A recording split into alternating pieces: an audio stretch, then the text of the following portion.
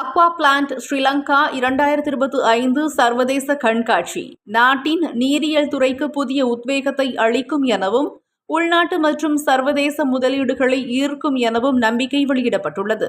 கொழும்பு தாமரை கோபுர வளாகத்தில் எதிர்வரும் 21ஆம் திகதி முதல் 23ஆம் திகதி வரை நடைபெறவுள்ள இந்த கண்காட்சி குறித்து விளக்கமளிக்கும் ஊடக சந்திப்பு இன்று இடம்பெற்றுள்ளது. இந்த ஊடக சந்திப்பில் கலந்து கொண்ட கடற்றொழில் அமைச்சர் ராமலிங்கம் சந்திரசேகர் கண்காட்சியின் முக்கியத்துவம் குறித்து விளக்கியுள்ளார்.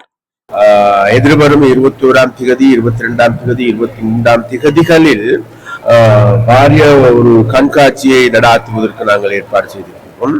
குறித்த கண்காட்சியானது அலங்கார மீன்களின் அழகு, சுவையான கடல் உணவுகள், நவீன தொழில்நுட்பம், நிலையான நடைமுறைகள் மற்றும் நீரியல் கலாசார அனுபவங்களை ஒரே கூரையின் கீழ் கொண்டு வரும் என அவர் குறிப்பிட்டுள்ளார்.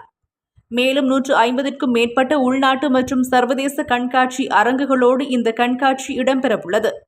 இது அறிவையும் அனுபவங்களையும் பகிர்ந்து கொள்ளும் ஒரு புதுமையான தளமாக அமையும் என எதிர்பார்க்கப்படுவதாகவும் அமைச்சர் குறிப்பிட்டுள்ளார்.